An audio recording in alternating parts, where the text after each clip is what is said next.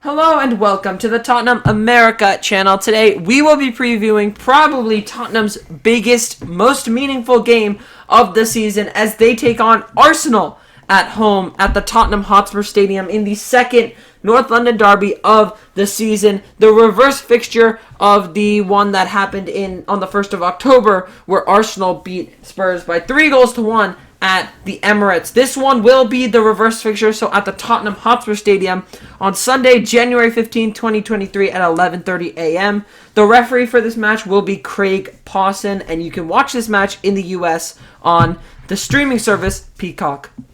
Let's go into recent form now. For Tottenham, after a slump of results after the World Cup return, including a 2-2 draw to Brentford and a 2-0 loss to Aston Villa, Tottenham have regained some form by beating Crystal Palace by 4-0 and then coming out to the FA Cup and beating Portsmouth by 1-0. Harry Kane scored 3 times across those two fixtures. Matt Doherty scored once against Crystal Palace, and Son scored once against Crystal Palace.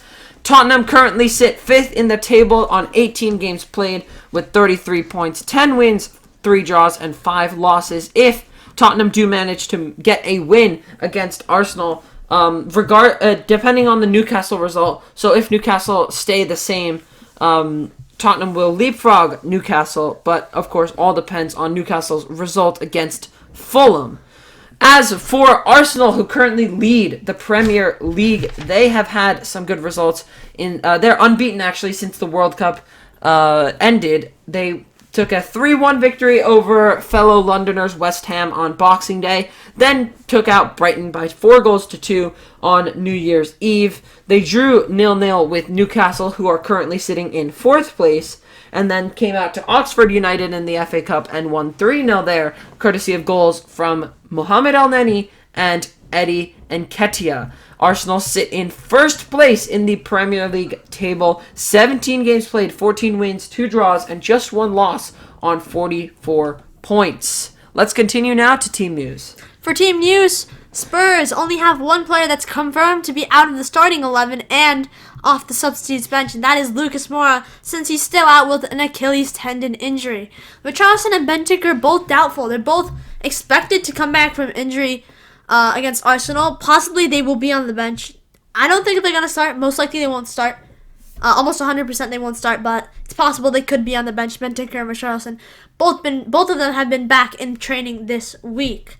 As for Arsenal, Gabriel Jesus is out with a knee injury, and Reece Nelson is out with a knock. So quite short injury lists for both teams. Now we're going to move on to projected lineups. No one else in goal other than Hugo Lloris had a little slump in his form against Aston Villa, but then completely redeemed himself at Selhurst Park in our 4-0 win against Crystal Palace. He almost saved the day for us, keeping us a clean sheet. Our back line of Dyer, Longley, and Romero worked really well against Crystal Palace as well, so we're going to keep that back line. 2 wing-backs, Doherty and Perisic. Doherty and Perisic both had great performances against Palace. Doherty bagging a goal against them.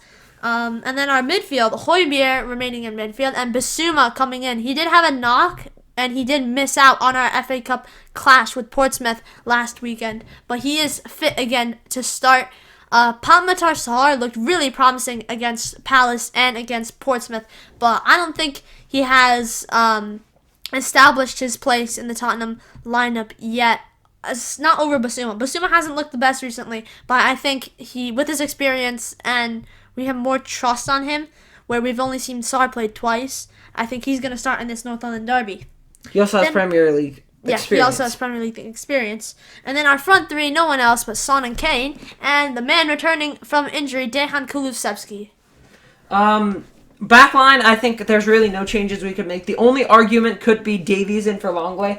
I think Davies sometimes can be a little more agile, but really, as I've said in previous videos, they're really close together in terms of skill and ability. So I think either one of them could start, depending on what Conte feels is right. Romero, shock, he's going to be starting. And Dyer, I know he's not everyone's first choice, but for now, until we inevitably have to wait till the summer and buy a set championship. He played really well against Crystal Palace.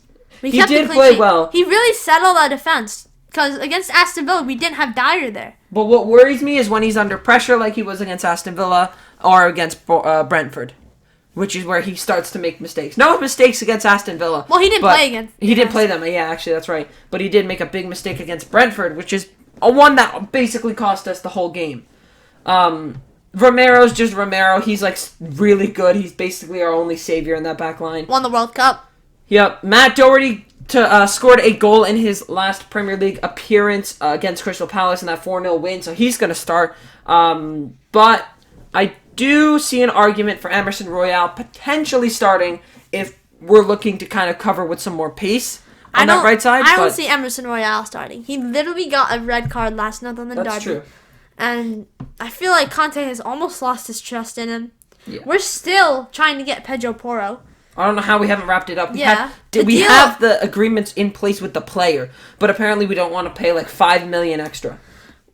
Pedro Porro played against us in the group stage of the Champions League for Sporting, and he caused problems for our back line. A lot of problems. Yeah. So, I think right wing back for now is just going to be Matt Doherty. Left wing back, none other than Ivan Perisic. I don't think Ryan Sessegnon is anywhere near him right now. I don't think he can even lace his boots. It's just a common saying, but Perisic is just so much better. Even though he is on the older side with 33 years under his belt, he still, I think, has that experience which kind of balances out his slight lack of pace, which isn't even that evident because he's not even that slow. He's actually still got a lot of pace in him, which is very, very important because we're kind of struggling on left wing back. Imagine if we had to play Sessegnon week in, week out. Not that he's a terrible player.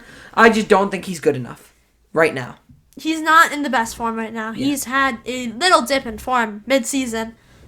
I'd say a large. He started the season really Yeah. well, but now he just cannot beat a man. Like, if anyone goes out to cover him, he has no idea what to do and ends up passing back or losing the ball. In midfield, Bissouma comes in for Sarr and Højbjerg in for Skip, which I think are the right moves because Højbjerg we have to play, and Bissouma is really the only favorable option if Bentancur's not there. It was a very, very close call between if Bentancur would be there or not, but the way that he's come back from training only today, which is Saturday, and tomorrow Sunday, which is when we play, I don't see Bentancur starting because then we risk another injury with him. And considering that we have Man City coming up twice in our next couple of weeks, he's going to be very, very important for us then. So I think it's better to just kind of alleviate the risk and go for Bissouma. Front three, our magic man is back, finally. Dejan Kulusevski suffered 2 injuries in total this season. One that was lasted like 1 month, the other 2 weeks or so. But he's so important to us. The best example of that, the best game is our 4-3 win over Leeds United. He was so important in that game. When our team was not performing well against Brentford, he was still decent. He got like a half assist for Højbjerg's goal, which got deflected, but he caused it. He caused problems in Brentford's back line, and he's going to be a key player for us this North London derby. Yeah. And then, of course, Kane and Son up front. Kane's in, like, ridiculous form. He's got 15 goals in 18 matches in the Premier League and would be literally looked at as the best player in the world if Erling Haaland didn't exist. But I really think he's the best striker in the world. I think we'll have to save this discussion for a video solely on if Harry Kane is better than Haaland, because recently Haaland has been a fraud.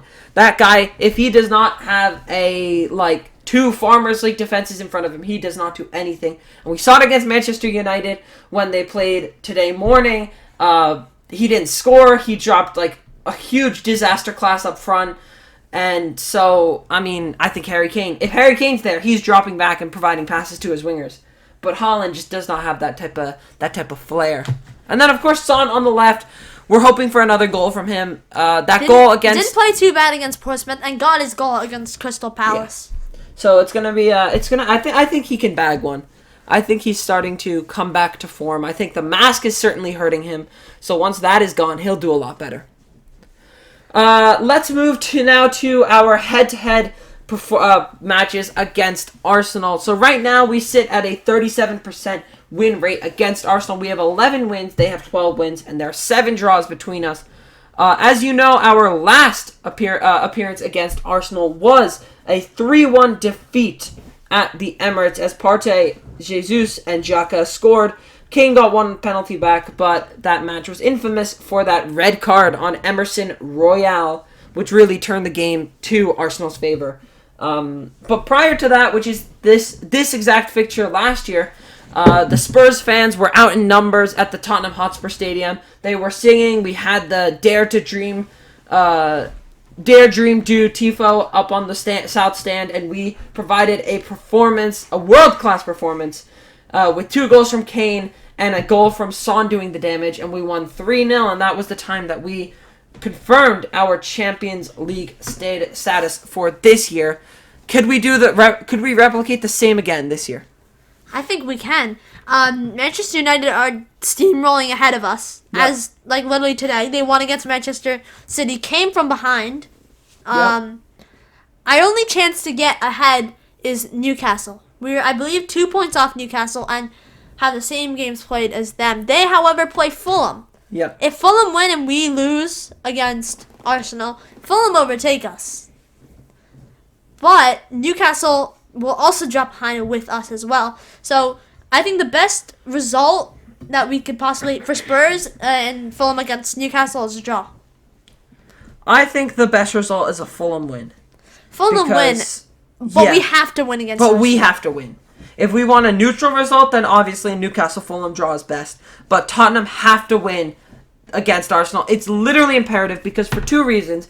It means that we could be back into the chance for top 4 because then we play Man City twice and we could overtake them if we win both times. And we have that. We got the double over them last season. Yeah, we got that gene factor against Man City. Son goes randomly berserk against them every time we play them. And if we lose, Arsenal will basically, they'll go how many points ahead? They'll be 8 points ahead. Yeah, 8 points ahead of Man City, who are already on a dip in form. I don't know what Pep Guardiola is doing over there, but they're on a dip in form. So I think they're worse with Haaland. I'm not, he was good. He scored 20 goals in the Premier League this season, but the consistency, overall consistency has been affected by him. Yeah, and so I think, honestly, if they had bought Kane, I think they would have turned out better.